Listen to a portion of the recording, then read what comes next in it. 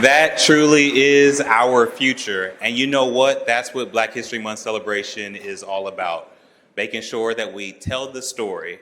And I'm looking at Miss Rita, you tell the story so the kids can remember. Happy Black History Month, everyone. We can do better than that. Happy Black History Month, everyone. It is so exciting to kick off this year's James Preston Poindexter Award ceremony. Let me begin by acknowledging my colleagues. I say the way that you stay council president is making sure you shout out your colleagues at every turn. And I've been doing it for 8 years, so I'm not going to stop now. Would you help me celebrate my colleague, our friend, Councilmember Nick Bankston? Councilmember Nancy Dayakauer. Our newest Councilmember Tierra Ross. Councilmember Emmanuel Remy. Councilmember Chris White. And President Pro Tem Rob Dorans. But don't stop there. My former colleague, a Poindexter winner, Councilmember Priscilla Tyson is in the house. And don't stop there. We have folks who are serving at every level. Actually, they make what we do here at the city look easy because they are fighting the Lord's fight at the State House. Would you help me honor our State Representative, Latina Humphrey? And all of our forever Senator Herschel Craig. We have so many folks, and would you honor the clergy and the leaders here that are here this evening? Would you help me celebrate our clergy that have joined us? We have my bad, my alpha brother, my line brother, the newly elected school board member, Jermaine Kennedy is here. And our past school board president, Michael Cole, is here. See, that's why you don't shout out elected officials, because you never can stop. And as I say that, Miss Rhonda Johnson is here, serves on the state school board. And State Representative Anita Samani is here as well. Would you help me recognize her? We have an amazing program for us this evening. Would you help me celebrate Columbus's own, our celebrated author, Wil Haygood? I'm not going to say anything at the moment about the honorees because we will spend the evening lifting up their stories and using them to remind us about how far we've come and where we have to go. But would you give all of the honorees a round of applause as well? So this evening is more than a program. It's a milestone. We are marking more than 100 years of commemorating Black history, here in a place where the past, the present, and the future of this city meet, Columbus City Hall, in the People's House. This year, as we reflect on Black history in this country and in our city and in our own families, while so much is happening around the world and around us, it really matters. Because Black History Month is not simply about remembrance, it's about reclamation. It's about lifting up history that was too often overlooked, erased, or told by someone else, and telling it now with truth, pride, and clarity. Each year, Black History Month invites us to remember, but not to dwell in despair. It asks us to remember in a way that helps us live more fully in this moment and see more clearly the path ahead. Because Black history is not separate from American history or Columbus history. It is foundational to all of our history. It is a history of survival and brilliance, of resistance and imagination, of faith forged in struggle, and hope carried forward even when the road seemed unclear. And that history is not static. It's a guide. It's a compass. It's a reminder that the progress that we seek tomorrow is grounded in the courage of those who came before us. This Black History Month celebration began in 2019 when I became council president. It started with a simple idea.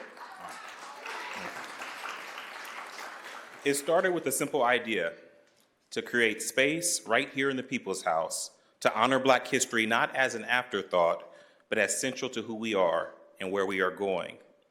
But what has sustained this tradition is not any one person, but a shared commitment to remembrance, to reflection, and to responsibility. I remain humbled by the work of those who came before us and brought us to this moment. But it's important to remember that remembering alone is not enough. We study history so we don't repeat its harms, but we also study history so that we do repeat its victories. We carry forward lessons of resilience, of community, and vision modeled for generations by Black leaders, artists, organizers, and everyday people.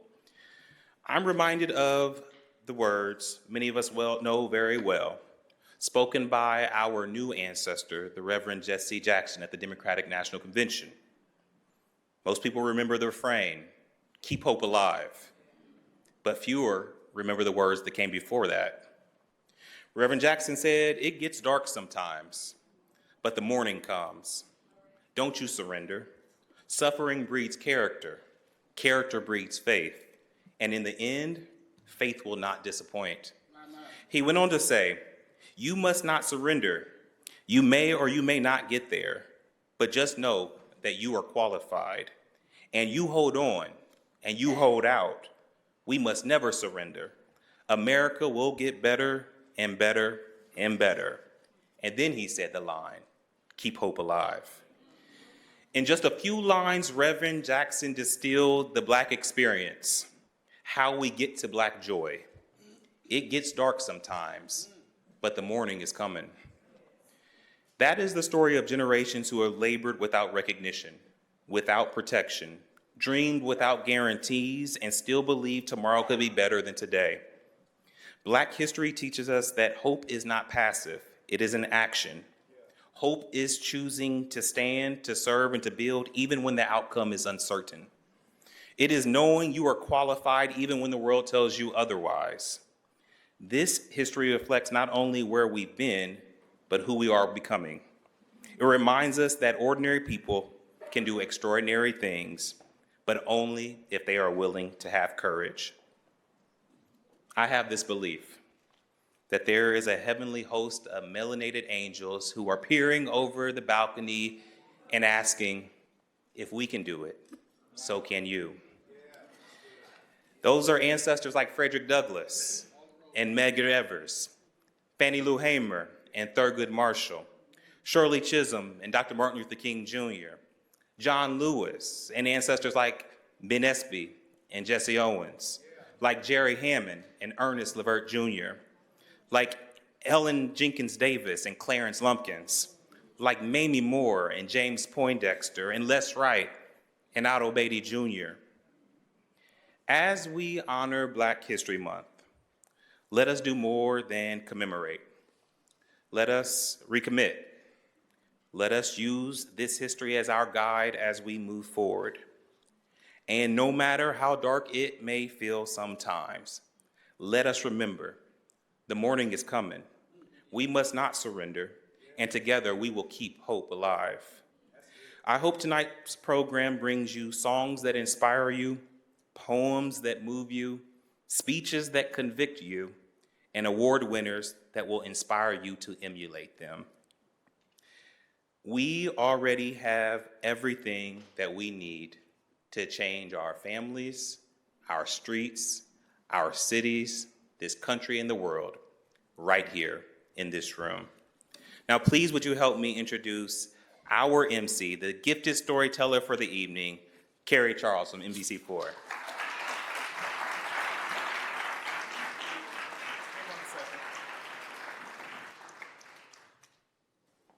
We had to call in some help. I needed a bottle of water. Can you come here and stand just for a second? I just want you to take a look at these two young men.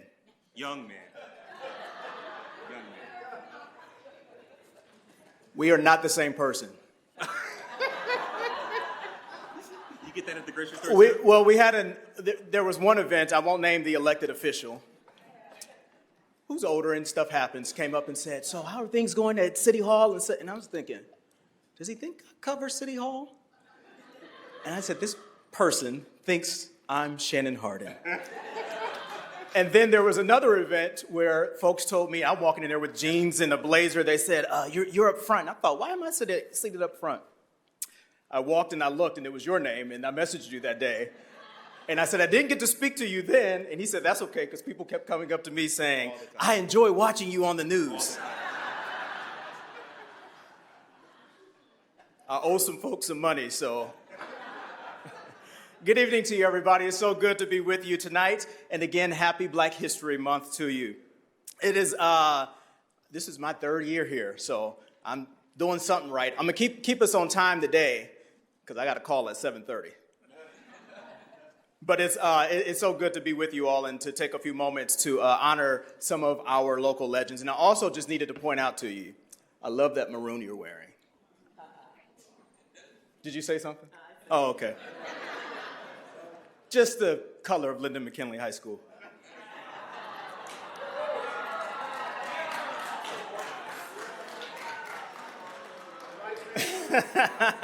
We got a lot of Panthers in here tonight, so we won't get stuck.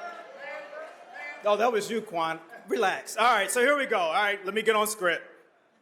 All right, so for those who don't know, I am a proud graduate of Columbus City Schools, Lyndon McKinley High School, and the broadcast bug bit me here in Columbus. I was 9 years old. I saw some anchors go live from an event and started doing radio at 10, TV from about 11 until 16 or 17. And so I've worked in other markets throughout the country, and it's such a pleasure to be back home now for almost 6 years telling stories in my community. So thank you for having me.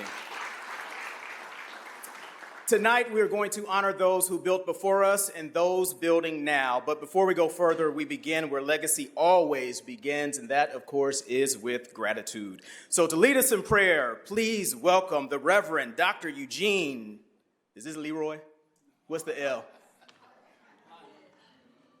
Lionel. I was going for Leroy. The Reverend Dr. Eugene L. Gibson, Jr., Senior Pastor of Mount Olivet Baptist Church. Affectionately known as Pastor Gino, he is a devoted husband and father, scholar and servant leader. He holds degrees in theology and urban ministry and earned his doctorate of ministry with a focus on the sacred relationship between practicing, preaching, and music in the African American church. Dr. Gibson has served in pastoral leadership throughout the country, Chicago, Memphis, and of course, now Columbus. Is it 5 years now? Almost six, because you got here. Yeah, I know, I was your first interview. I know, I remember. I had just gotten home. He is an adjunct professor in preaching and worship and a member of the Martin Luther King Jr. Board of Preachers at Morehouse College. So please join me in welcoming Reverend Gibson.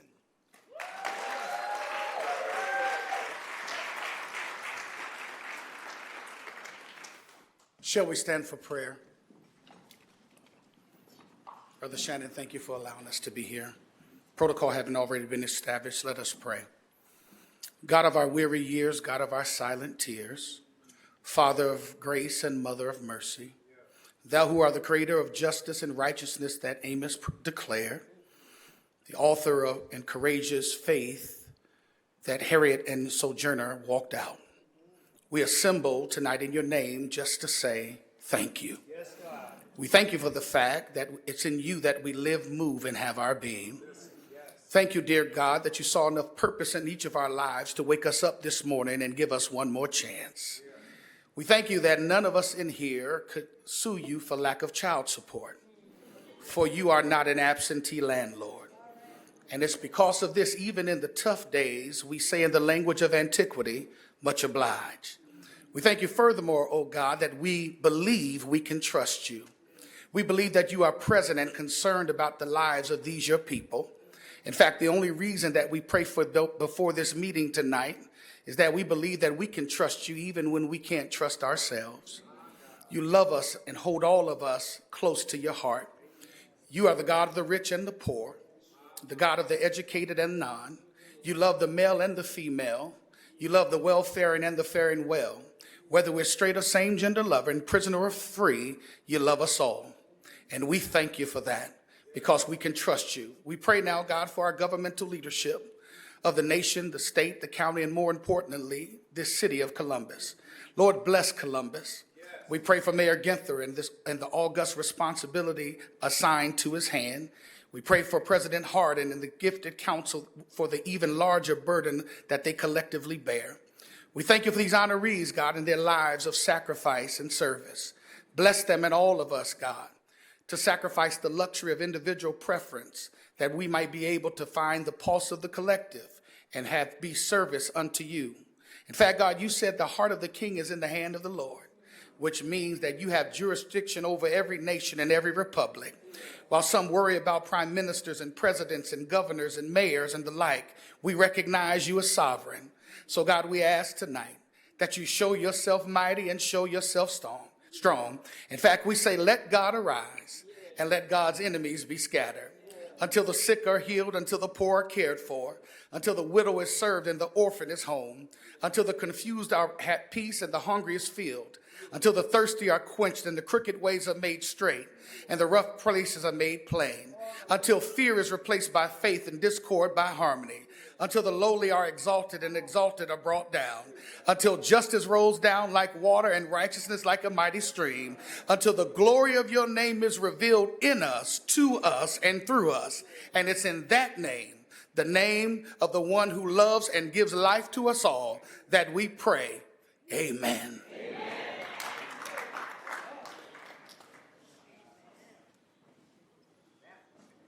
Thank you so much. See, this call and response stuff, Councilman Bankston, be quiet. He talking about we just saved Kerry. I got you, okay.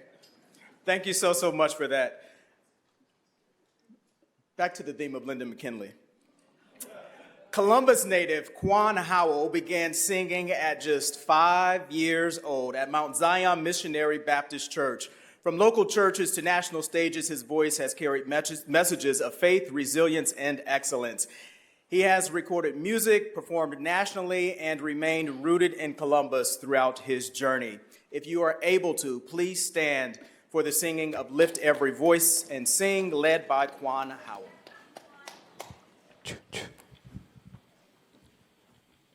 We have such a wonderful evening. I just want to sing this song over you, and you really listen to the words of this song.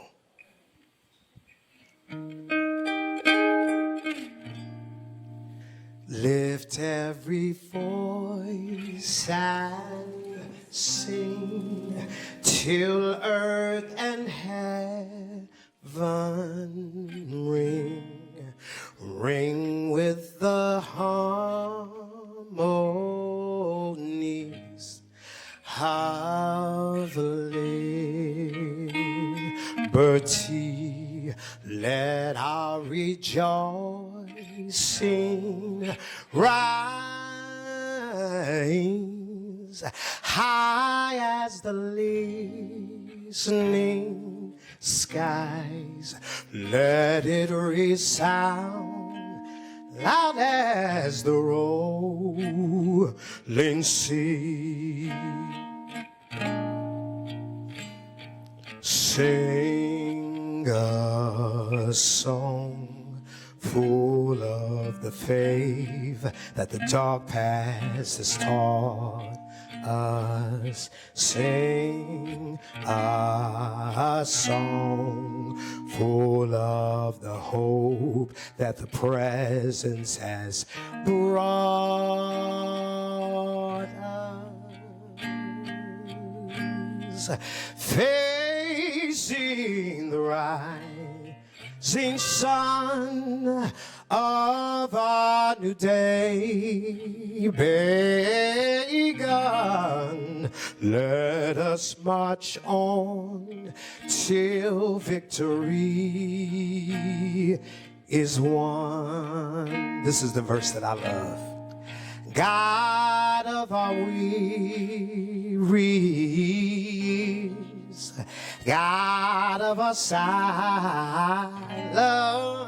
tears, thou who hast brought us thus far on. the way. Thou who hast by thy might led us into the light, keep us forever in the path, we pray. Lest our feet stray from the places, God, where he met thee. Our hearts drunk with the wine of the world, we forgave thee. Shall beneath thy hand, may we forever stand true to our God, true to our name.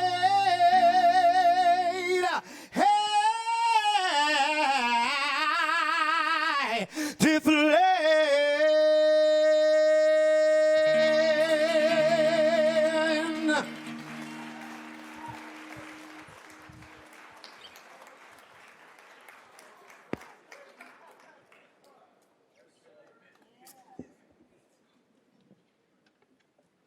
See, I be thinking sometimes, they always say you don't question God.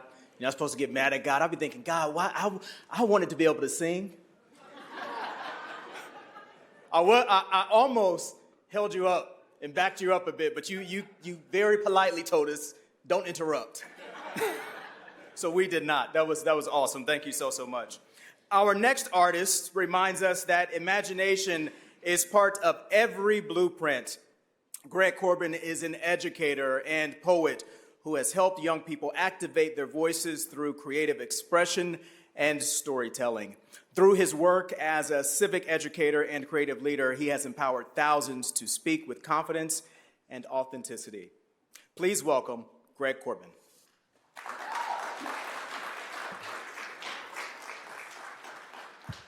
Thank you for that. Thank you for that introduction. I appreciate it.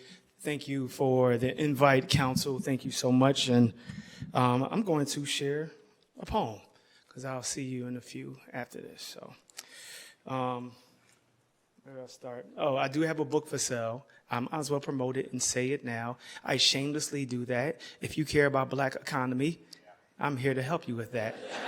Okay? The book is called Breathing Ashes, and I'm working on another installment. Let's do this like butter.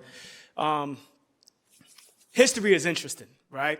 When we think about history, we think about his story. We think about mystery, we think about missed stories, things that aren't told. And those that get to author the story get to control how we see the story because perspective is reality. Lewis Latimer was an indentured servant who served as an apprentice for Thomas Edison. Thomas Edison had trouble with trying to get this light to shine. And Lewis Latimer, he said, I think we should use carbon. They tried everything, and he pulled out aluminum, he pulled out, other metals, and Lewis Latimer said, let's try carbon. And you know what happened? The light shined, right? And so what happened was Thomas Edison said, oh, this is too dangerous. This could hurt somebody. We need to put some light. We need to put something over the light because this can hurt somebody. Let's put a bulb over it.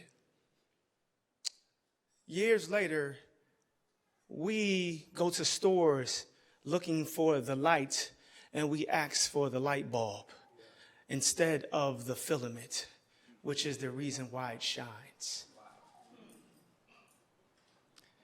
Don't let anyone dim your light. They told us the story wrong. They seem to always do. They said the light was born in a bulb, said brilliance was wrapped in a glass, said genius had a last name that history could pronounce. Without stumbling, but before the glow, before the switch, before the applause, there was a filament.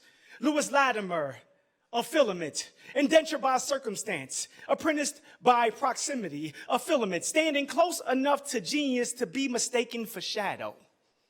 He didn't invent shine, he invented endurance. A carbon thread thin as faith that could only survive heat, pressure, and resistance, and of course, resilience and the brilliance of beauty. Something strong enough to suffer, still illuminate. They say Thomas Edison worried the light was too dangerous, too exposed, too powerful. Don't that sound familiar? Someone might get hurt. Someone might get electrocuted. But we shine because it will always come to light. Truth be a manipulated, manufactured degree of invisibility at times, and in due time, it will all come to light. It is a pocket of passion with an aura so bright it bends light. The truth is fragile. So gather gallantly with a gorgeous vigor for blatant bravery, ancestral angel wings floating somewhere between mastery and mustard seed. Plant yourself in the soil, all light beings, light beaming beacons of light seeking souls with a solar system shaped chakra. Truth is propane sitting on a window pane while the twinkle in the eye of the beholder glows and grows, bloodshot from the flames. Truth is an arsonist sitting in the alleyways of your arteries, ready to set fire to every lie you were ever told. It is a cold shot of vodka rocking your chakras until honesty is a high note cracking glasses of wine at the top of an opera, but sitting in the nosebleed section doesn't bring forth your resurrection. Truth can be deception, wrapped in a litany of allegory, a story packaged in the textbook, then sold to the highest bidder for blasphemy. Information is the way we get informed to get informed, and as Beyonce say, it's time to get informed. So I hope we all get informed, because the way we have to break social norms that have been imprinted on us means we need to break free of the things that keep us closed. See, incarceration don't just happen in the physical world, it starts in the mind. So may we continue to shine, because truth be magical, it be miracle, it be spiritual, it be melanin. Truth is light, and don't ever let anyone dim yours.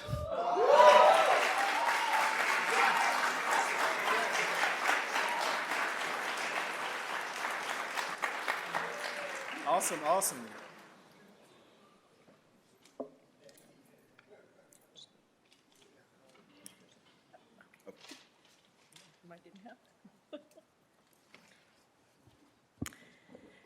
Thank you, Corbin. That was absolutely wonderful. So, I'm Councilmember Nancy Day Aucauer, and it's an honor to be here with you all and with our MC, Mr. Charles. As we reflect on this year's theme, Blueprint of Black Legacy, Building the Next 100 Years, we are reminded that history is not something that simply happened. It was documented, it was preserved, it was told. And the way our stories are told shapes how future generations understand who we are. That is why tonight's keynote speaker is so fitting for this moment. It goes without saying that our keynote speaker understands the power of storytelling. Wil Haygood. Have you heard of that name before? Have you heard it? Wil Haygood is insert applause. We have a lot of love for you tonight. Wil Haygood is a New York Times best-selling author and acclaimed journalist whose work has chronicled the complexity, resilience, and brilliance of Black America. He is perhaps best known for his book, The Butler, which inspired the major motion picture that introduced millions to a powerful chapter of American history. But beyond the national recognition, Wil Haygood is a son of Columbus. His storytelling has consistently elevated voices, preserved history, and ensured that the lived experiences of Black communities are not forgotten, but understood in their fullness. And that connects directly to tonight's theme. A blueprint requires documentation. It requires intention. It requires someone willing to study the past so that the future can be stronger. Through his writing and reporting, Wil Haygood has helped construct an historical record that future generations can stand on. He does not simply tell stories. He safeguards legacy. Indeed. And so, it is because of that He is the perfect voice for this centennial moment. As we commemorate 100 years of formal Black history observances, we are also reminded that the next 100 years depend on how we preserve and elevate our truth today.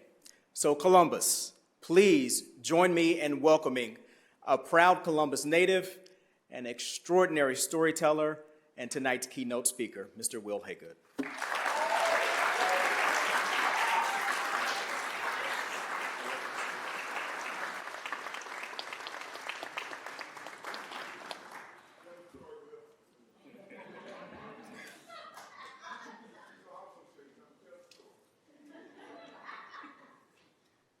When I graduated from college, I came down to City Hall and applied for a job as a legislative intern. Didn't get the job.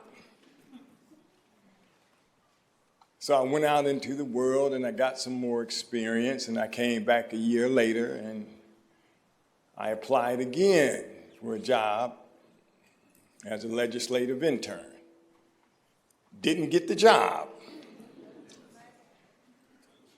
Now I'm back a third time, and they say the third time is a charm. So I just might leave up out of here with an application.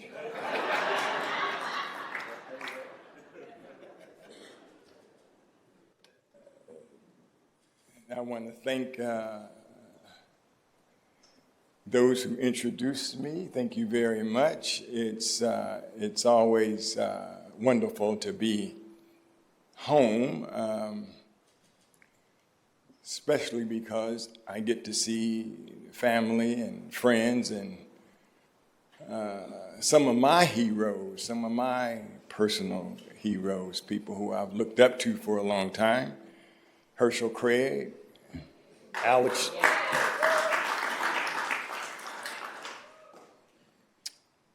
Shoemate, sitting right here. Ray Miller. I'd also like to thank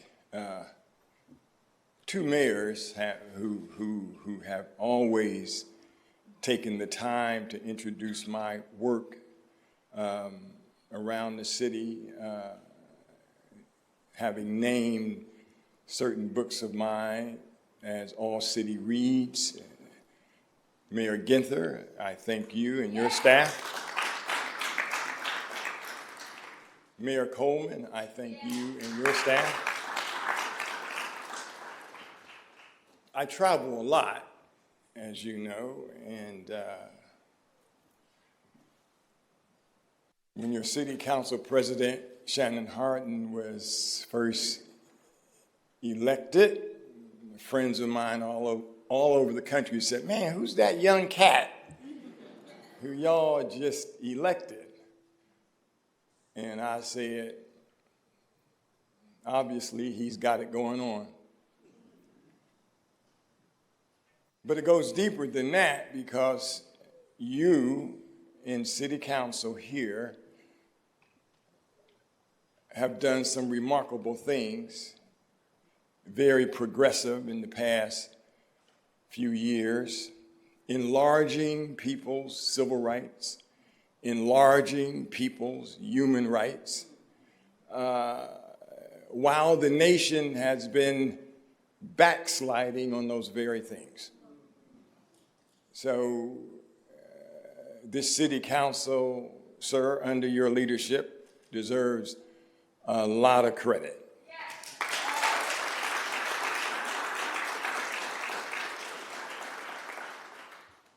I am here in town launching a national book tour.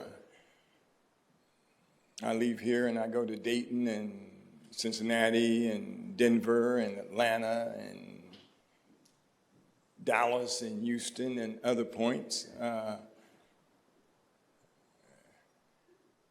very happy about my new book. It's called The War Within a War, The Black Struggle in Vietnam and at Home. And I'm going to be having a major event. I'm very fortunate for this at the National Veterans Memorial and Museum here in town, which is a stunning building. I first visited the building 7 or 8 months ago, and so I'm just honored at the magic of how the book has come together in the museum, in my hometown. That's really pretty special. I grew up here on North 5th Street and couldn't escape Black history because my mother and my grandparents, who I lived with, were from Selma, Alabama. Selma, Alabama. Martin Luther King's Alabama. John Lewis's Alabama. The Selma of the Selma Bridge.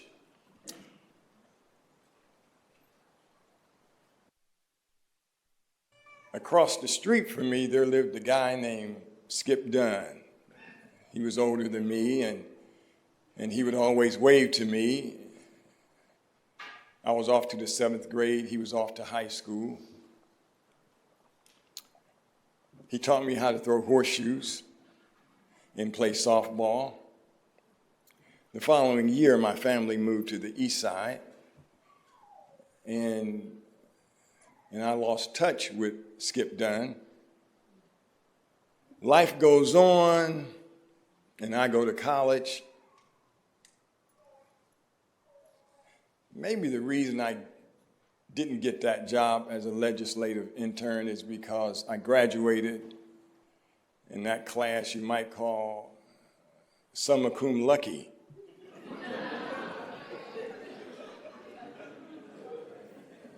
I had a 2.2 grade point average, but hey, let me tell you this though. I've ridden my 2.2 to glory.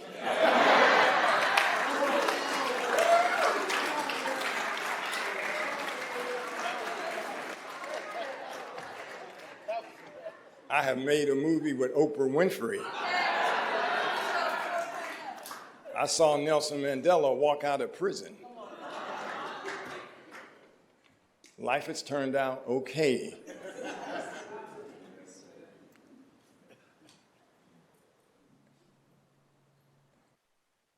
Years roll on and I become a writer and I start writing books. I have reported from India, Germany, France, and the Canadian Arctic, Mexico, in the Caribbean, all over Africa. But there is something about Black history that is so rich and so soulful and unmistakable to the growth and survival of this nation that the subjects keep drawing me in. Thus, I've written about Sammy Davis Jr., Thurgood Marshall, Sugar Ray Robinson, this city and Mount Vernon Avenue, the East High Tigers in their celebrated year, 1968, 1969. The Vietnam War. After my book was finished, I woke up in the middle of one night and said to myself, whatever happened to Skip Dunn, I wonder? And I made some phone calls back here at home and found out that Skip had passed away at the age of 45. I wanted to get in touch with his family to say how sorry I was. Somebody gave me the phone number to his widow, Miss Neva Dunn, and I phoned her, and we got to talking, and I told her that the book was finished. She was interrupting me and kept asking me my reactions. How did I feel about the Butler movie? I told her that when the movie went over $100 million, I heard from both of the ladies who turned me down for the high school prom.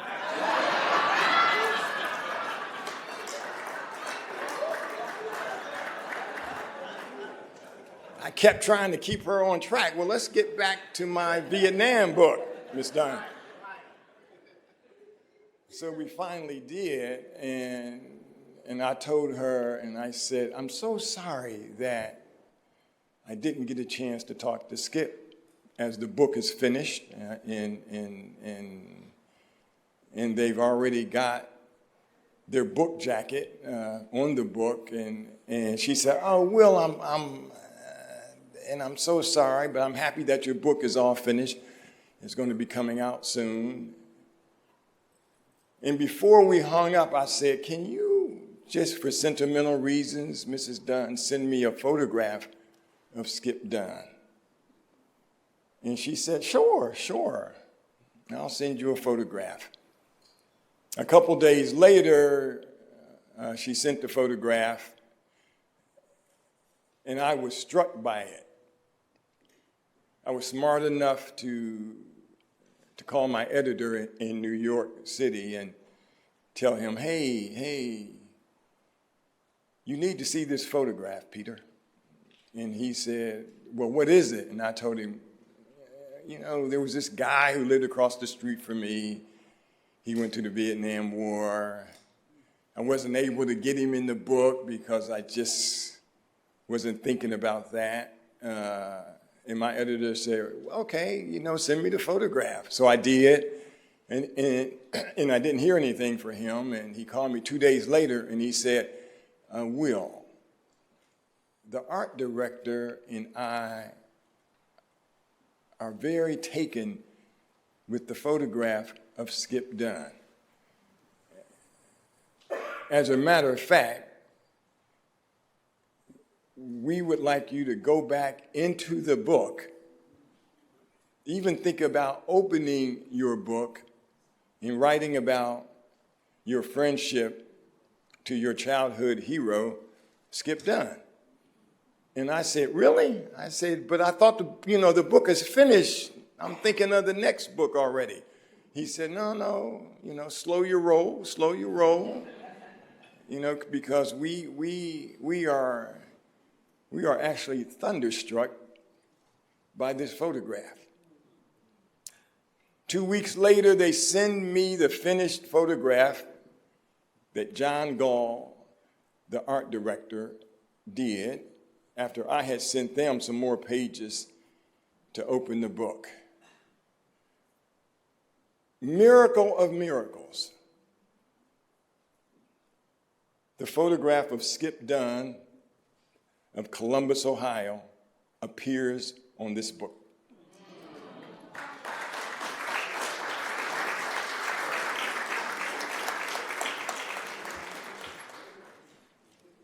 Which is why we nonfiction writers always say real life is better than fiction any day of the week.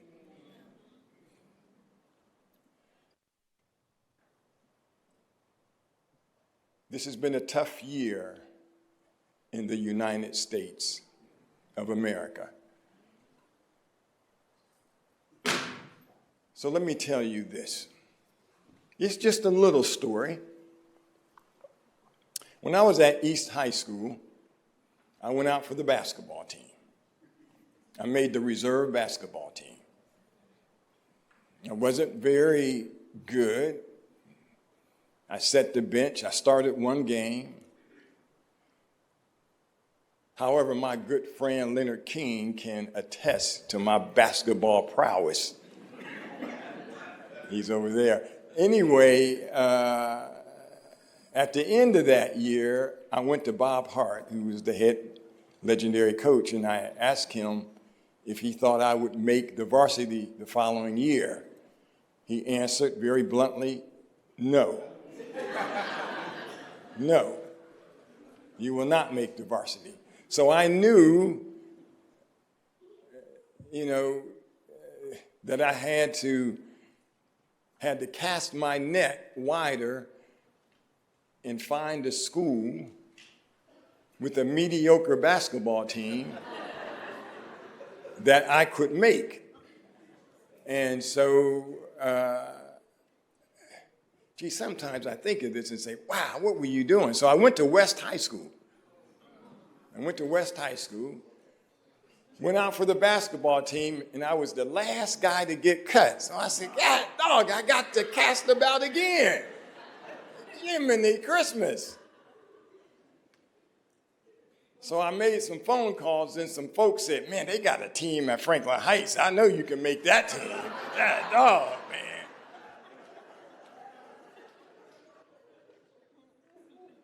So I said, where's Franklin Heights at? It was out of the Columbus public school system. I had to catch 2 buses there. So I went and enrolled in Franklin Heights a week before basketball practice started. Lo and behold, I made the varsity. My mother, bless her heart, she was a waitress.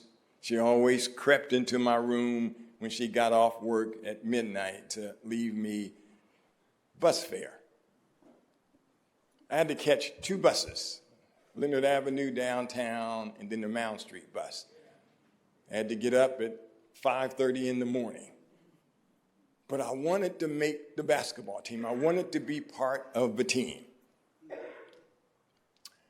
So they found out that I didn't live in the district. And they were going to boot me back to the east side. The legendary singer, Nancy Wilson, talk about black history. Here's how it loops around. People look out for each other.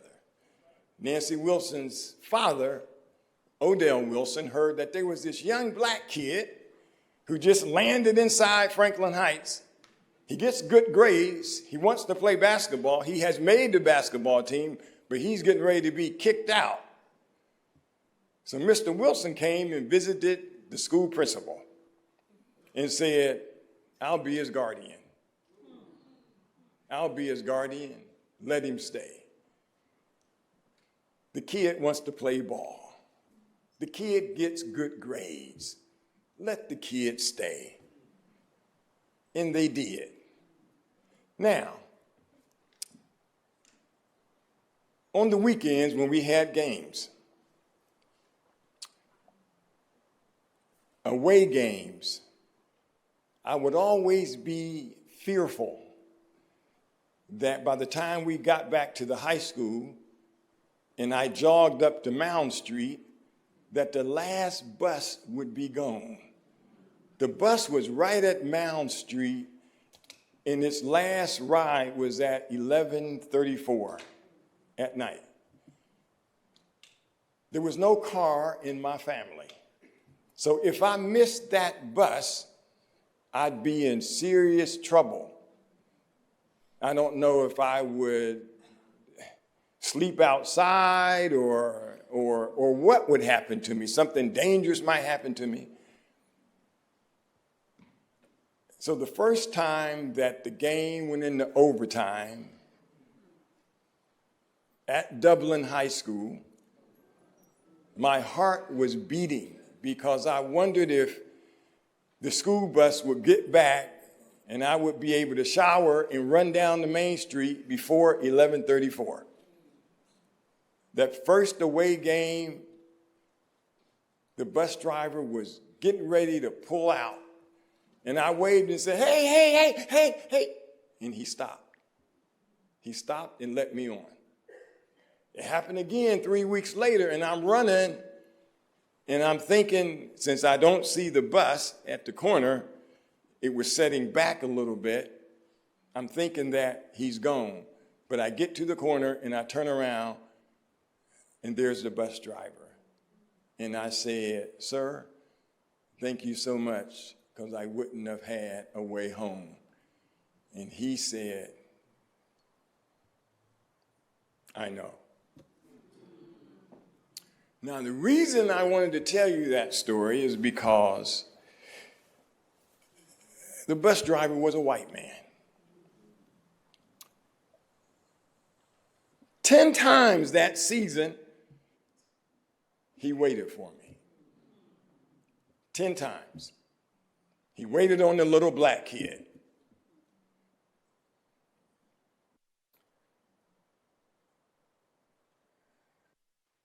We need to remember stories like this to keep us going forward,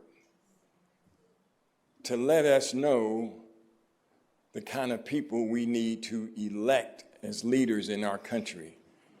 People with a moral backbone, people who will look out for their fellow man, woman, no matter their skin color, no matter their sexual orientation. We need to do that. We do. On my darkest days, I think of the bus driver who never left me behind. Because Lord only knows what would have happened to a little black kid on the west side, midnight, by himself. That's what I think of. We worry in this nation now because of the people in power. We worry if the clock will be turned back. Let me tell you this. Black folk own the moral clock in this country. Black folk answered the call when Frederick Douglass went to Abraham Lincoln and said, "Sir, the Civil War is getting chancy, it's getting risky. We need help. Mr. Lincoln, please let the black man fight. Put the brass buttons on his shoulder." It took President Lincoln 2 weeks to do so, but he said, "Mr. Douglass, you're right." 200,000 black men answered the call to duty. They said collectively, to save the nation that has enslaved us, give us the musket, give us the rifle, give us the handgun. We will show you what patriotism is about. And they did. They did. Robert Smalls, Fort Sumner, took a boat upriver carrying weapons for the North.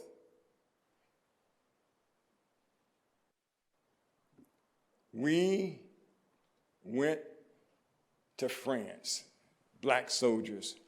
America didn't want them.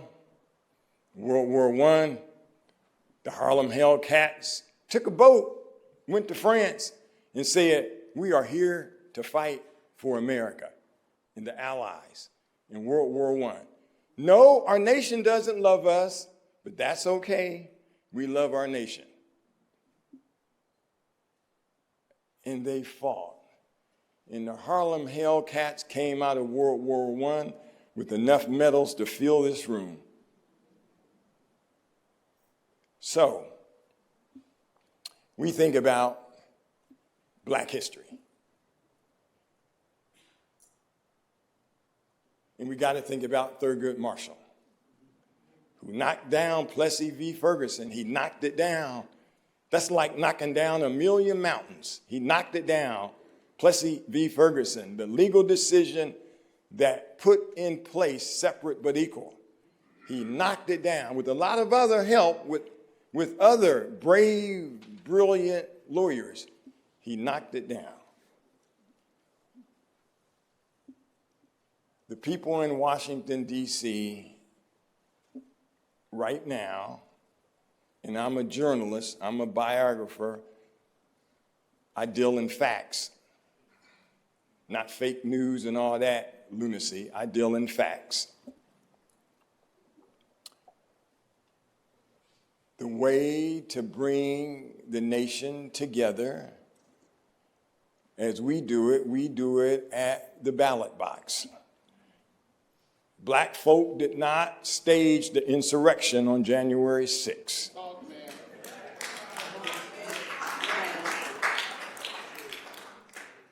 There were a couple black dudes there, but they got lost on their way to McDonald's.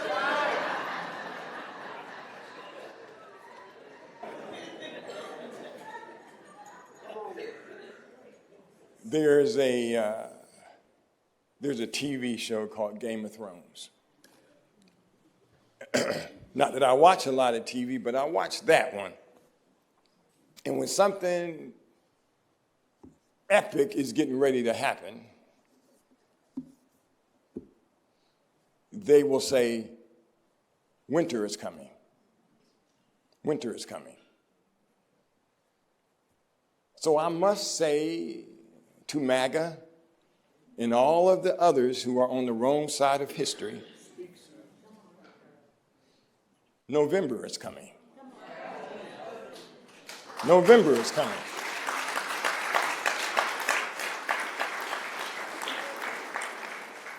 And if you need any inspiration to tell other people how they must vote in November, take a look at Skip Dunn's eyes.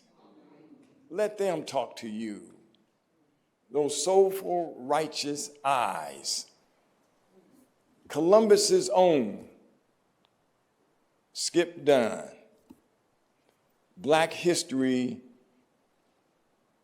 was around 100 years before today, and 100 years before that, and it'll be around long, long, long into the future. I want the kids to know that if Wil Haygood could survive cold nights on the west side of town by himself, studying under lamp lights, that they can do it and they can soar above me and whatever I've done, because we all want to be a part of the American flag. That's what it's all about. It's a nation, it's brotherhood, it's sisterhood, and if we want to survive into the future, we have to know that that is how we do it. So thank you very much. I thank the City Council President for inviting me, and God bless you.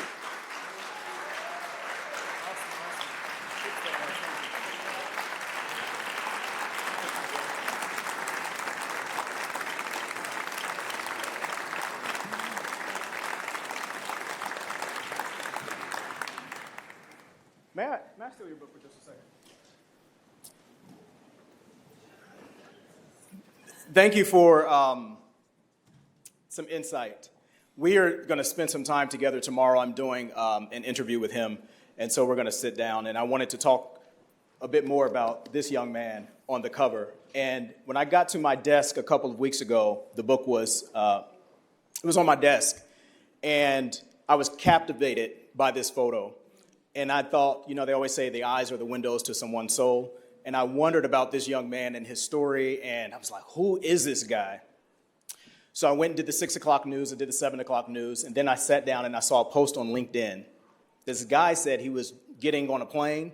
His aunt sent a picture and said, you know, take a look at it. They knew it was coming. And he was like, this is my dad. Wow. He and I went to college together. And so I was blown away. He was a mentor of mine in college. And his younger brother, we also went to college together. And that young man is standing over here, Stefan Dunn. And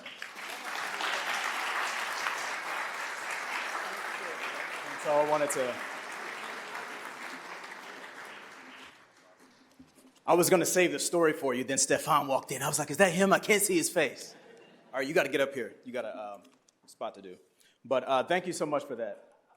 Very awesome. Yeah, you. He said me. We'll use my script. Sure. Where we at? Oh, I do have something for you. Mr. Haygood, on behalf of Columbus City Council, we are honored to present our first Poindexter Award this evening to you in recognition of your extraordinary contributions to preserving and elevating Black history. Thank you so much for representing us.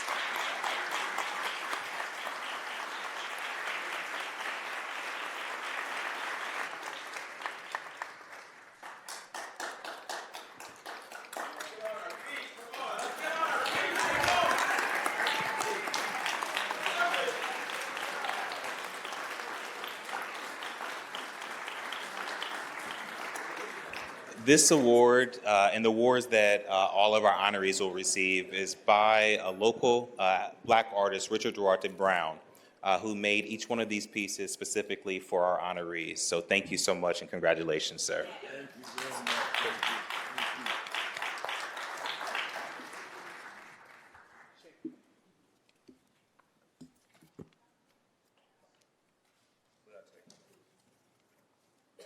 much. It's a friendly bunch, so we can just tell them is he missing something?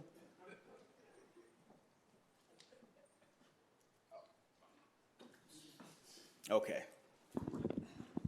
I always think that sometimes when you have events, people get all worked up. They're like, I don't want to act like I'm missing something. It's like, they all see you whispering back and forth. Just tell them it's okay. All right, we are now going to welcome to the stage once again Quan Howell, who has our themed song selection.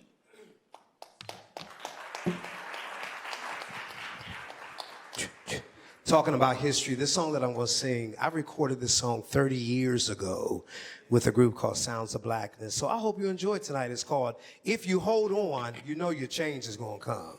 Okay? Let's try this. Come on, put your hands together like this if you don't mind. Thank you, City Council. I appreciate you, President. My sister, Councilwoman, my brother. I love all of y'all. Come on, everybody. Let's have a real good time. Can I do the remix of this song for you and say, yesterday, a man said to me, how can you smile when the world is crumbling down? I said, hear my secret when I wanna cry. Take a look around, see that I'm getting back, and I hold on. Change is coming. Hold on. Say don't worry about a thing. Say hold on. Change is coming. Hold on. Come on, say everything. Second verse says, some people like to worry. Some people like to hide. Some people like to run away from the pain inside. Now that's your business. Do what you wanna do. 'Cause if it don't work out, here's what you gotta do now. Hold on. Said your change is coming. Oh, hold on. Say, don't worry about a thing. Oh, hold on. I said, you can make it. Say, hold on. Everything. This one bring y'all back in again. Say, la, la. Say, la, la. La, la. La.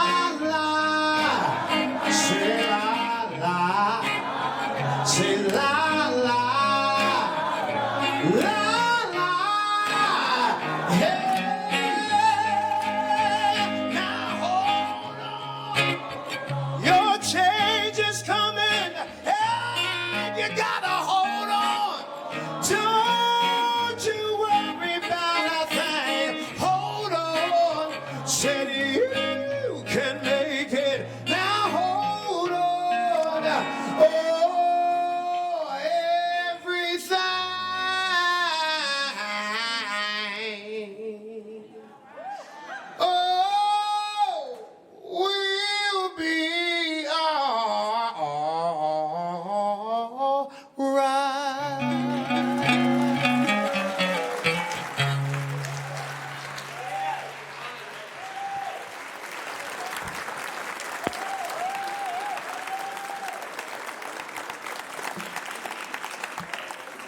Awesome, awesome.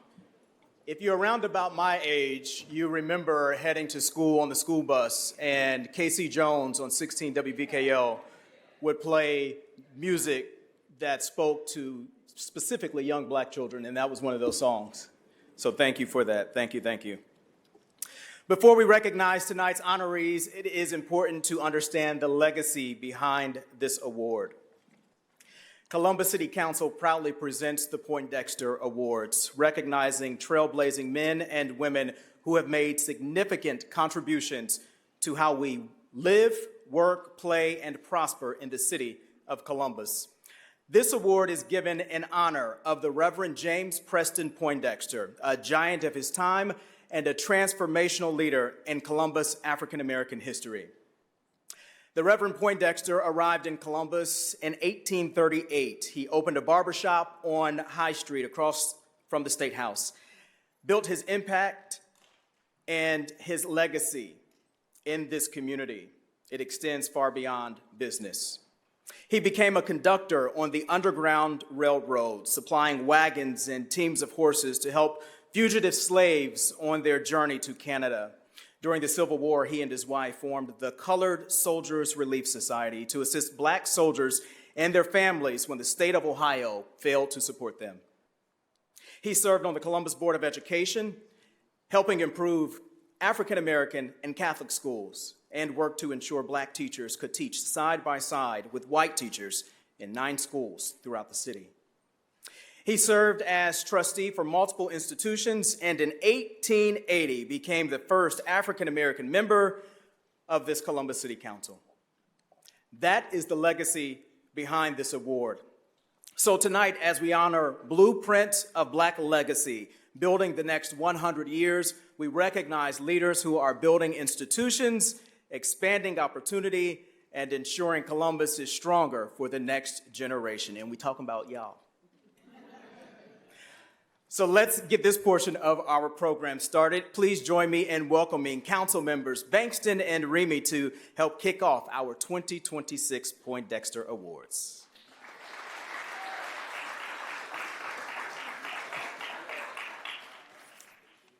Columbus, how y'all doing? You know, I was just over there sitting, and what came over me was just overwhelming joy. So let's just take a moment and just celebrate Black history with a round of applause. The joy in this room, because right now what is happening in our country, they want us to be paralyzed. They want us to be paralyzed. But we are going to stand up in this month. Say, ain't going to be no nonsense. We're going to celebrate Black joy. So let's have a round of applause for Black joy. Because as his song said, my grandmother said it this way, weeping may endure for a night, but joy comes in the morning. And it's always been Black folks that stood up in the morning time. Now I'm gonna get back to my schedule. Let me get back to my, y'all know I'll be feeling it up here now. I feel it. I am so honored to celebrate our first Poindexter awardee, Dr. Jean Harris.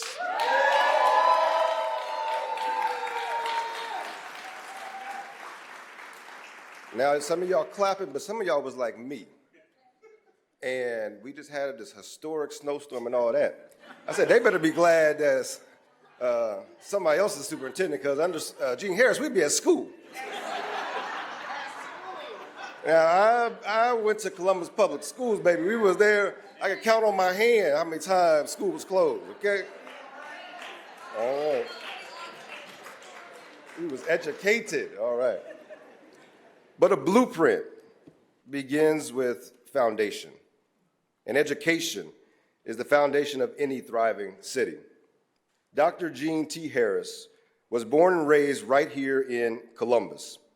A proud graduate of Lyndon McKinley High School, she built her academic journey from the Ohio State University to the University of Notre Dame, later earning her master's in educational administration and ultimately her PhD in education.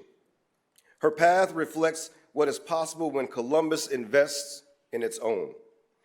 She began as an English teacher in Columbus City Schools, then moved steadily through leadership, assistant principal, principal, supervisor of principals, assistant superintendent, before becoming the 19th superintendent of Columbus Public Schools in 2001. It's all the same, whether you call it Columbus City or Columbus Public. I like the Apple logo a little bit better. For 12 years, she led Ohio's largest school district, serving more than 51,000 students, 118 schools, and thousands of educators and staff. Her work wasn't temporary, it was structural. And I see every day how district leadership affects educators and students alike. Under Dr. Harris's leadership, 12 Columbus high schools were ranked among the nation's best by USA News and World Report, a reflection of her commitment to academic excellence and accountability.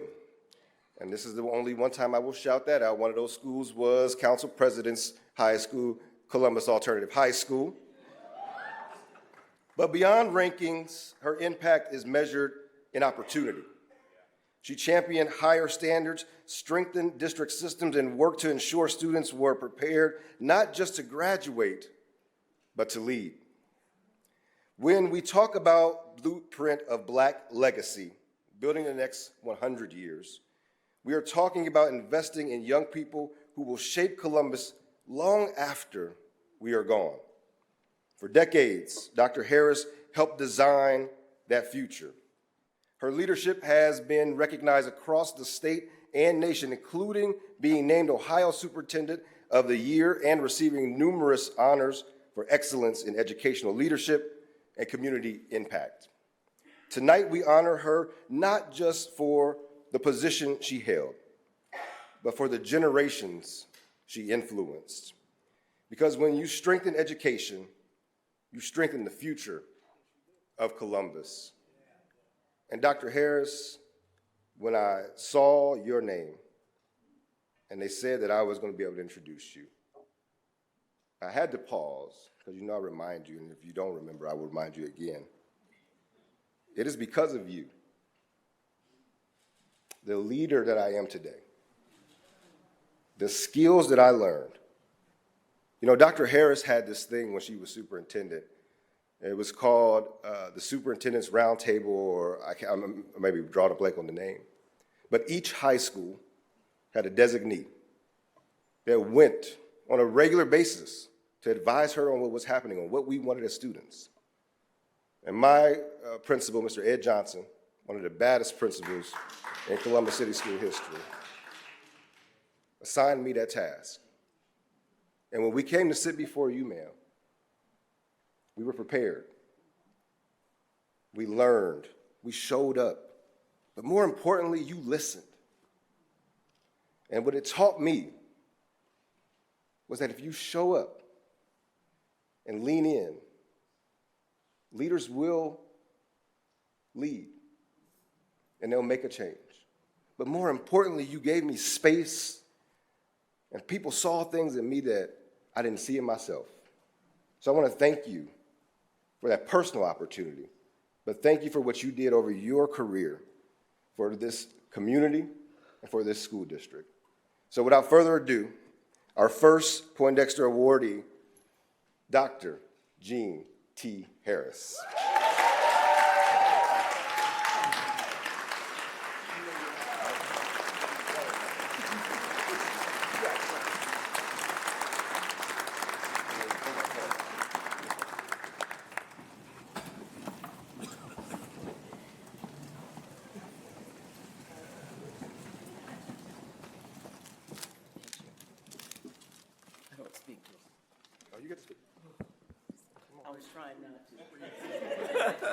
I was trying not to.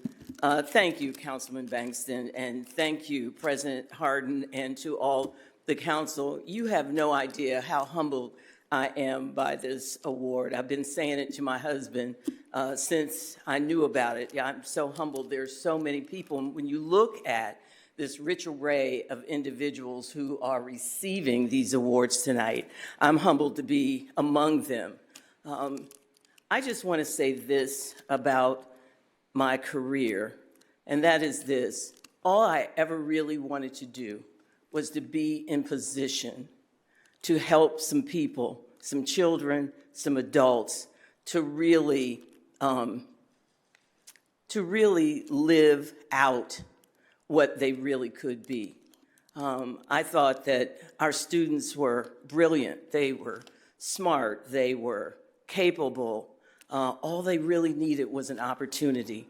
And so I want to thank you, the City of Columbus, the Columbus School Board at that time, for giving me the opportunity to do that. It was a labor of love. Now, I didn't love it every day. And I didn't love every school board meeting at all. But I loved what we were able to accomplish together. There's some people in the room that I have to recognize.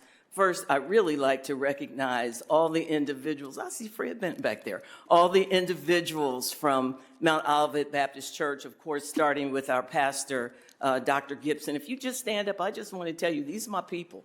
These are my people. These are my people. And I thank them so much for coming out this evening. I'm not going to make them stand again, but I've got family members who are here.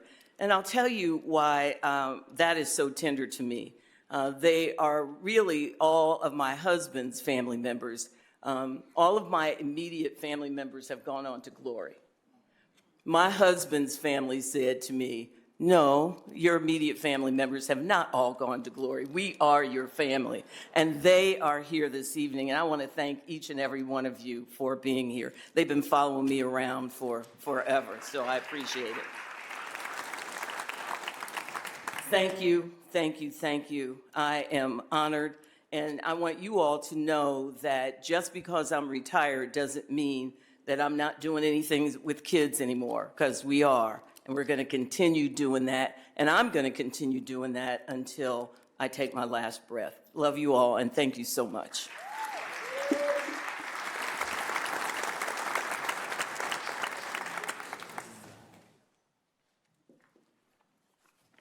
Good evening, everyone. My name is Rob Dorns, and I have the pleasure of serving as President Pro Tem of Columbus City Council. And it is an honor to be with the honorees and with you all here this evening. I get to talk about someone, when we talk about the theme of the evening, embodies that. A man that knows a thing or two about blueprints. We talk about somebody who, when we talk about infrastructure and building a community, live that out literally through their career, through their works, and through people. As president and CEO of McDaniels Construction Corporation, and as the national president of the National Association of Minority Contractors, Dan Moncrief has strengthened Ohio's infrastructure while advocating for minority businesses in the construction industry, an industry that all too often, particularly at the level that he and his company worked in, lacked that kind of representation. Having folks at that table matters. And it's not about just the physical buildings. You know, if you know anyone, if you got any family members that work construction, you know, I'm a building trades lawyer, you get in the car, you ride around with them, and they start pointing at all those projects they worked on, right? They say, I built that, I built this, we help make that happen. And certainly, Dan has spent his career and can drive around this town and many others and point out so many of those things that he has touched that has literally shaped our built environment here in Columbus, that has shaped this whole community. But more important than that are the hundreds of families in this community that were paid a living wage, that have the ability to gain access to affordable health care, that have a retirement because he built a business that did things the right way, that treated people with dignity, and passed that economic benefit back to families across Columbus, at a time in which there were not very many black men that were sitting at those tables. So not only to break those barriers and advocate for the next generation of owners in that industry, but again, to do it in a way in which that economic mobility was shared with countless families here in Columbus. So it's not just about pointing out the built infrastructure, it's about the human infrastructure, the individuals that this man helped touch across this community. And that's why it's certainly my pleasure to honor Dan Moncrief with this year's Poindexter Award.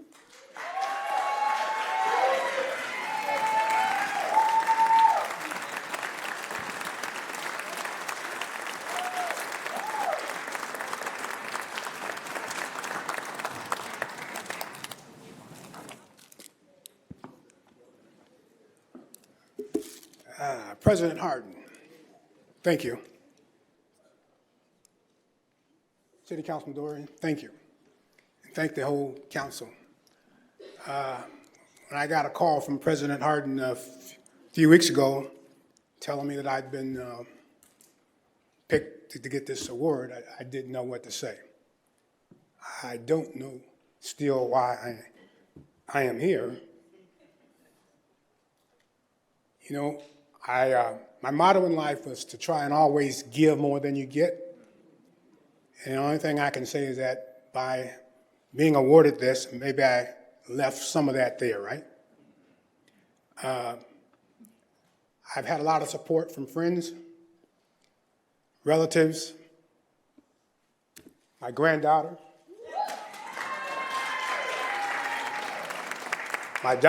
sister, my daughter, out back in the Thursday Club family, the NAMAC family. I appreciate all you guys and hope that I will make you proud with this. Thank you.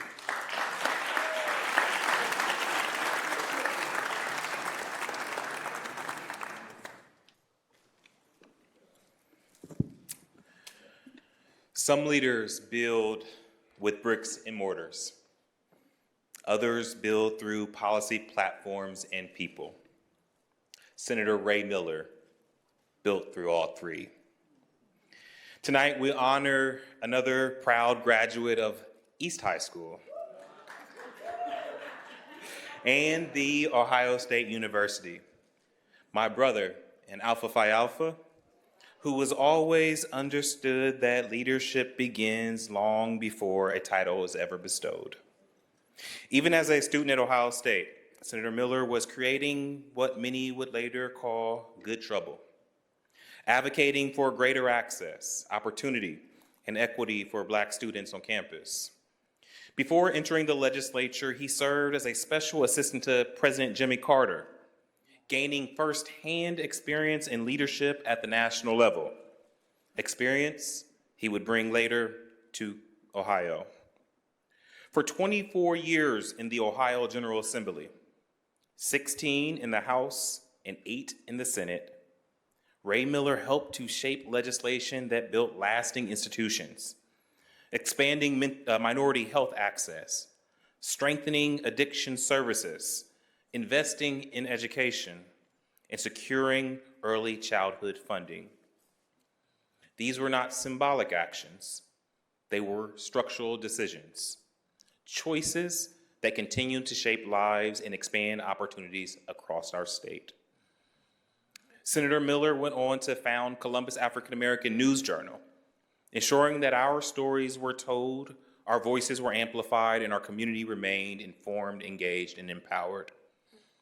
Through the Progressive Leadership Academy, he made a deliberate choice to pass knowledge forward, mentoring and preparing hundreds of emerging leaders to step into their own power and take up their own responsibility. That is not short-term leadership.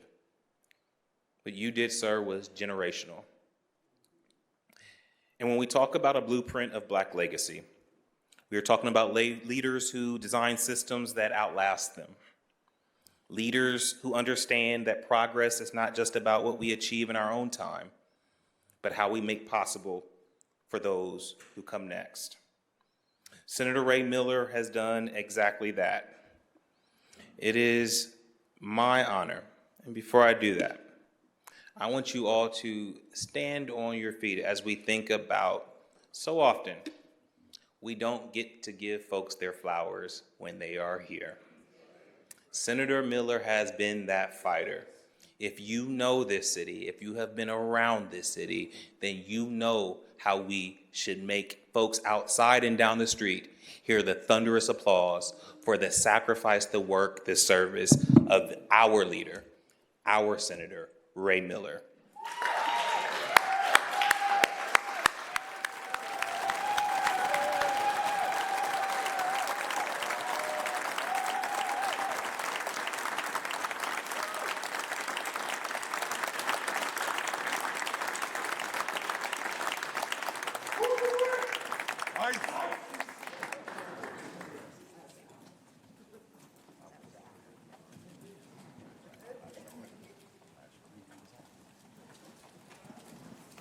Would you help me celebrate the senator one more time?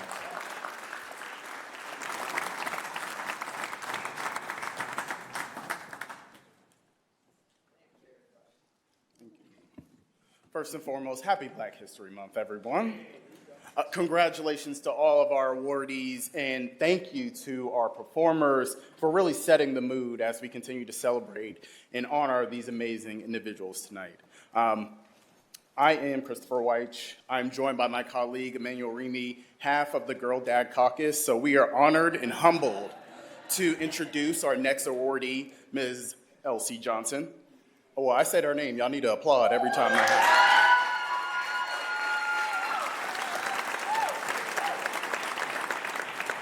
have. A blueprint is about creating a roadmap for growth, fostering a vision, providing leadership, planting the seeds of opportunity, and allowing them to take root.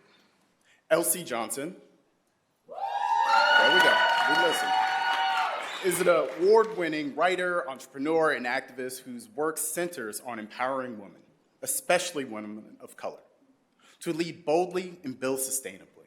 With more than a decade of experience in curriculum development, program design, facilitation, and public speaking, Elsie has become a recognized thought leader on race, gender, innovation, and entrepreneurship. Her voice has been featured in national publications, including Forbes, the Huffington Post, Black Enterprise, and Policy Mike. But her impact is felt most powerfully right here in Columbus. She saw a gap in our community and responded with intention and determination. She built a space designed specifically to uplift and empower women in color, strengthening entrepreneurship and expanding economic opportunity in our city. Through Zora's House, Elsie created more than a co-working space. She built a leadership incubator, a place where ideas turn into business opportunity becomes action, and women are given the clarity, connection, and support to transform their careers and community. Her work in innovation, social equity, and economic empowerment reflects exactly what this year's theme calls us to recognize: leaders who are not just participating in systems, but redesigning them. When we talk about a blueprint of Black legacy and building that next 100 years, what we're really talking about is building infrastructure that lasts. Infrastructure that ensures more women, more founders, and more change makers have access to capital, community, and opportunity. Elsie Johnson is helping design that future. Tonight, we honor her for her vision, courage, and commitment to economic justice. Because when women of color thrive, Columbus thrives. Please join us in recognizing Elsie Johnson.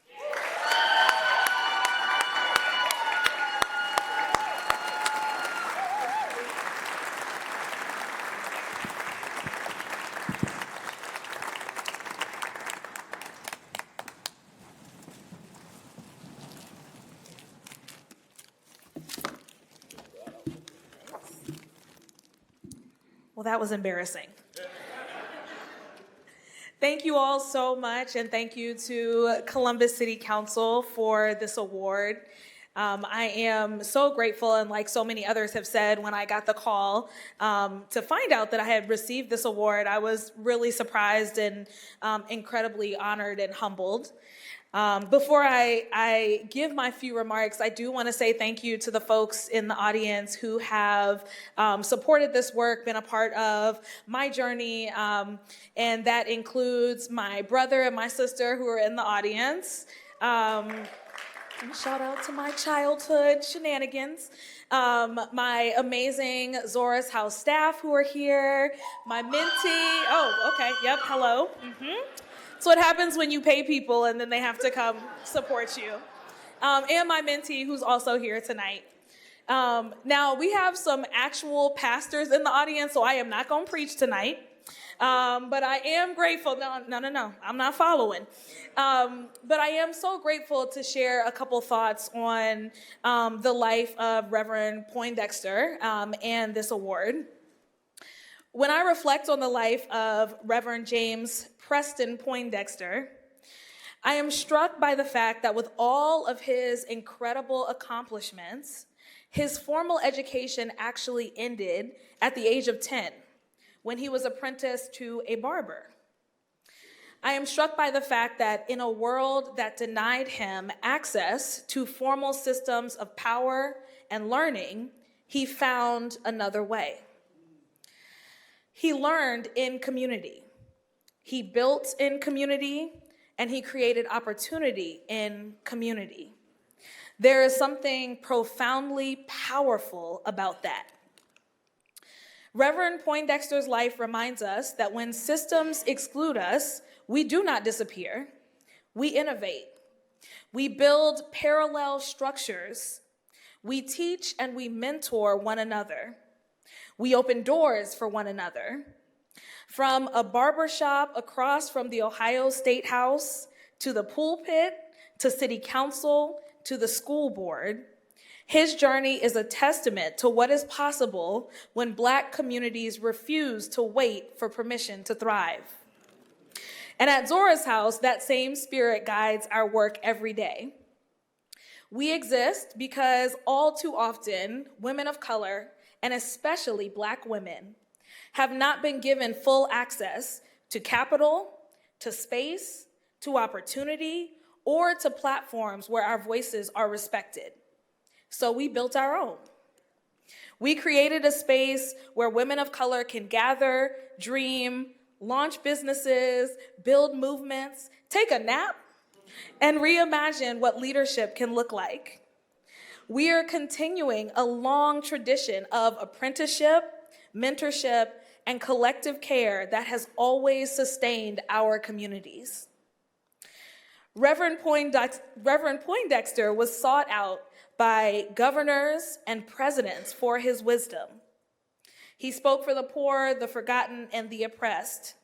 And while I don't know that any presidents are going to be calling me just yet, and I don't think I want to call from our current president, I do know that part of my leadership has been learning to take up space as a Black woman and to believe that my voice, my experience, and my imagination matter. And by doing so, to make it easier for other women of color to do the same. This award is not just a recognition of me, it is a recognition of a lineage, a legacy of Black leaders in Columbus, so many of whom are here with us tonight, who built institutions where none existed for us, who shaped policy when the odds were against them, and who dared to imagine a more just city. May we continue that work. May we continue to build systems that love us back. And may we honor Reverend Poindexter's legacy, not just with words, but with courage. Thank you so much.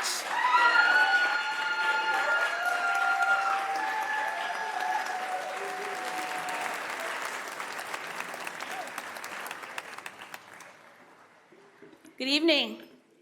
Happy Black History Month. I think I am presenting the very last award, so I'm going to follow in the footsteps of my colleague, Councilmember Bankston, and say, let's just take a moment to soak up the joy of Black history, to soak up the wonderfulness of our community, of our people, of our history, of our impact.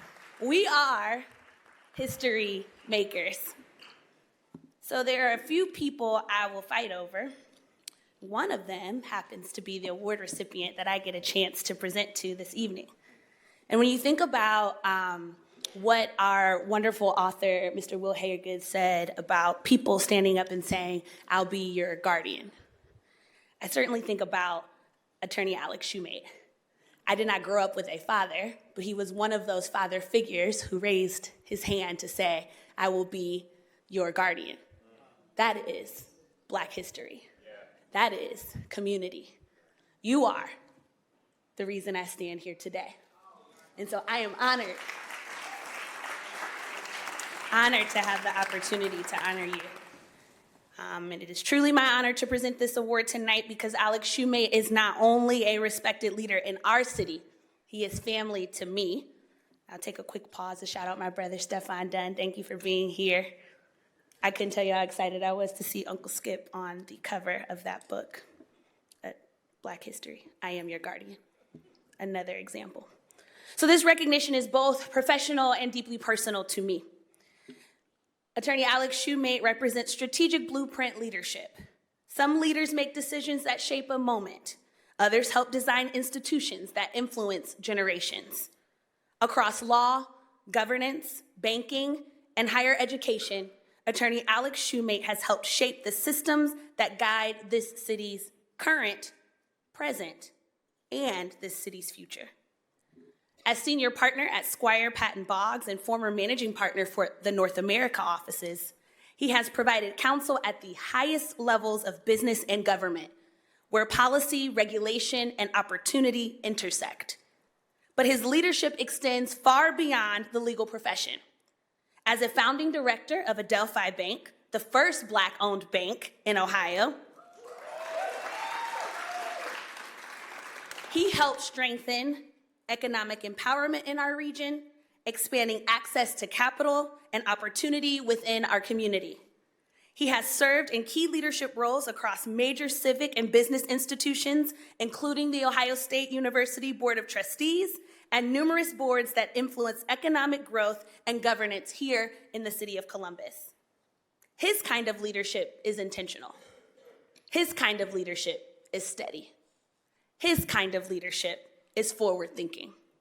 When we speak of Blueprint of Black Legacy and building the next 100 years, we are recognizing leaders who understand that strong institutions create lasting impact. Attorney Alex Shumate has helped design and strengthen those institutions, ensuring economic and civic stability and progression for generations to come. It is truly my honor to recognize someone who has meant so much to this city and to me. And I will always remember him saying this: there'll be a lot of people who tell you no. Don't let one of those people be you. Thank you.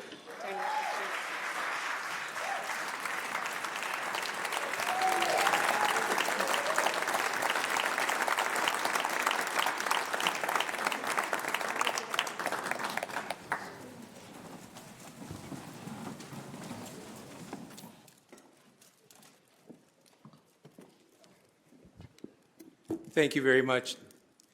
And let me say to Council, thank you for this recognition. Thank you so much for this award. It means a lot to me. And let me take a moment, if I might, to not only thank you for this award, but thank you for what you do every day to make our city, and we know our goal, to be the most prosperous city in this region that's inclusive, that provides opportunity for all. So let's give Council a round of applause.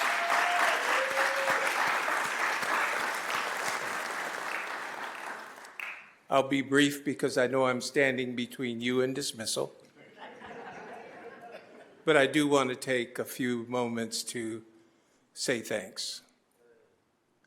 First, I do want to say thanks to the Lord, because I'm so grateful for his grace, his mercy, his love, and indeed his favor. And I am well aware of the fact that without him in my life, I would not be standing here this evening. So I'm very thankful to the Lord. But secondly, I want to say thanks to my family and my friends who are here. Thank you for your encouragement. Thank you for your inspiration. And indeed, I want to say thanks to my wonderful wife, Renee. Thank you.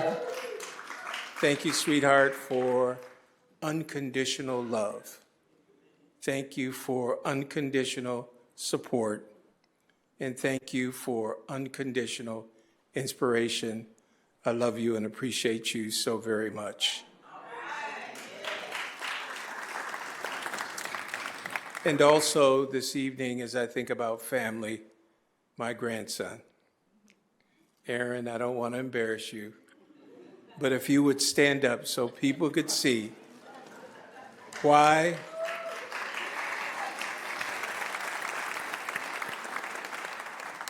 Aaron represents the reason that we all are engaged in this community, because we want to provide opportunities for those who are coming after us. And we want to make sure that the opportunities that we have enjoyed in this great city are available to the generation that follows. And that's truly one of my sincere goals, to provide a way for the next generation. And we see those leaders seated here as well as throughout the audience. And finally, I would be remiss if I did not thank my law firm, because Squire Patton Boggs is the kind of law firm that encourages and supports the lawyers. That firm says to us, use your talent, use your time, use your treasure, and use your touch to make this community a better place for all of us. Thankful for opportunity, thankful for inclusion, thankful for being part of this wonderful city, and we'll continue to work together. Let's do collaboration. Let's truly do the Columbus way so that we can celebrate all of us as we move forward together. God bless you all.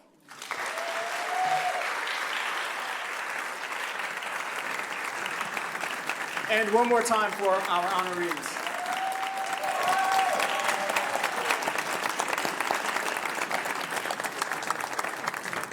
Well, tonight we have celebrated leaders who build through education, entrepreneurship, public service, industry, law, and civic leadership. Each of them reflects what our theme calls us to recognize: blueprint of Black legacy, building the next 100 years.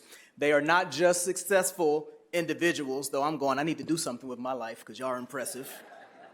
They are architects of opportunity. They are designers of systems. They are builders of pathways for the next generation. And because of their work, our home, Columbus, is stronger. Now, before we close this evening, we return to the power of the arts, because every blueprint begins with imagination and courage. So please help me welcome back to the stage Greg Corbin for his final performance, Joy Without Apology.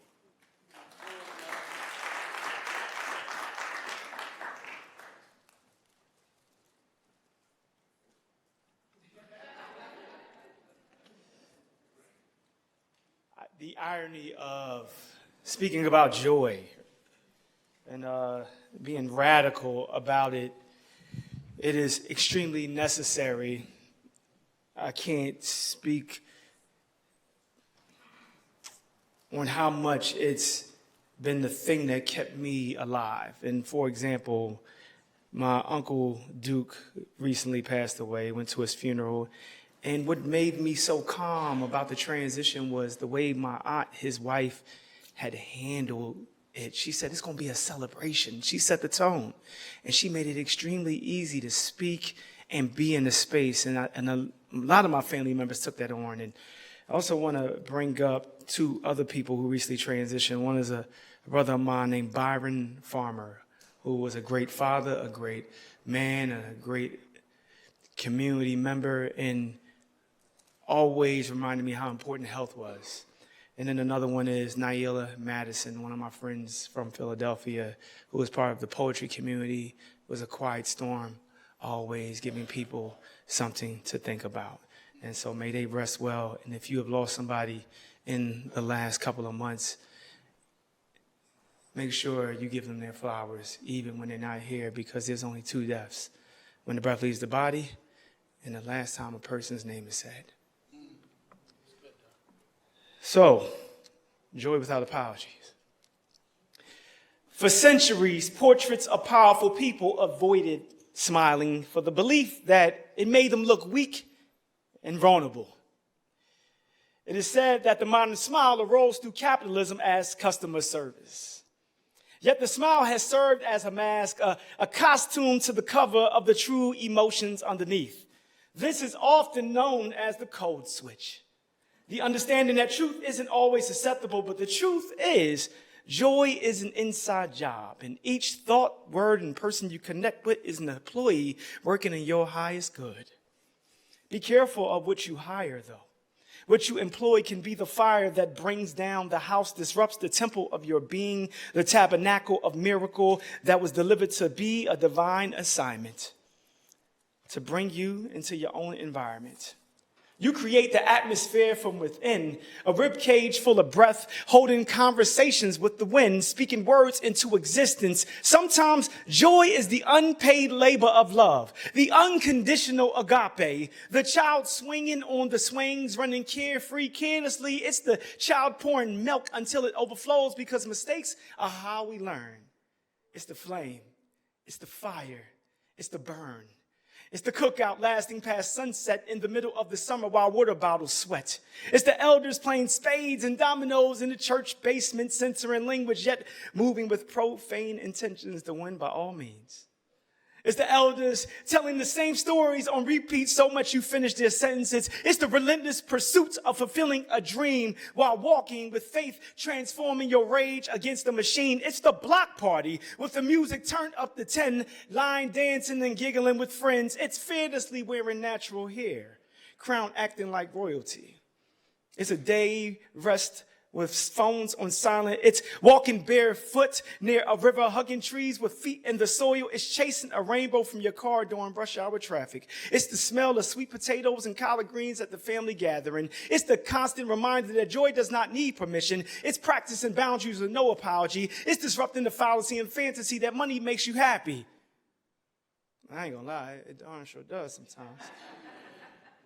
I will not apologize for the joy that shows up loud, teeth shining like testimony, laughter breaking curfew. I would not apologize for resting in plain sight, naps stitched from generations who never clocked out. I would not apologize for celebrating myself, mirrors learning how to love me again for everything that I've been through, learning my name without flinching. I would not apologize for joy that looks like survival. I would not apologize because some of us had to earn that smile. I would not apologize for laughing on the porch where ancestors rest their elbows in the wood grain of my breath. I would not apologize for smiling like the storm, not as surrender, but as proof I learned the weather and lived it. I survived. I would not apologize for the joy that survived me and passed down in songs. I would not apologize like Shirley Chisholm running for president.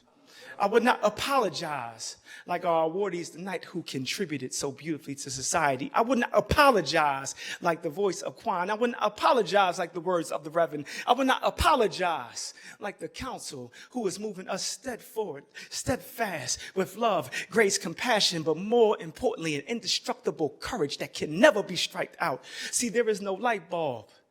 You are the filament. So keep on shining, because our joy is not worthy of the apology. It's only worthy of our breath.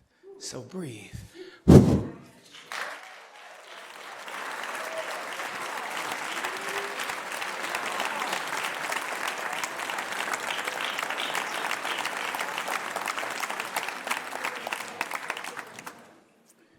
And I will not apologize that we held you a little long because I think it was worth it. Was anybody convicted tonight? Was anybody inspired tonight? Did anybody find someone to emulate tonight? Well, if you did, would you please give us a round of applause for the folks that we honored today? My job as we leave is just to say thank you again. Thank you to our MC, Carrie Charles. Thank you to my pastor, Mr. Gino Gibson. Not all of it was well represented today. Thank you to Quan Howe, friend. Thank you for singing us down. To my brother, Greg Corbin, thank you for reminding us to have joy. I want to then thank the folks who made this happen. Where is the community affairs team? Kind of step out. I'm very, very proud of the leadership of Marion Meadows and the entire community affairs team. They worked their tails off so this could be an amazing ceremony. Thank you, thank you, thank you to my colleagues, to Miss Linda, to all who made this happen. We are so, so grateful for you. Happy Black History Month. Get home safe. I think I saw Senator Bill DeMora came in, so would you please help me recognize the senator as well, who snuck in. Outside, do not leave here without shaking the hand of Wil Haygood and getting that treat. That is his new book. He is doing a book signing outside. That is a true treat to us. Happy Black History Month. Well, you read my line. So thank you all for coming out tonight. I'll see you tonight for NBC 4 at 11.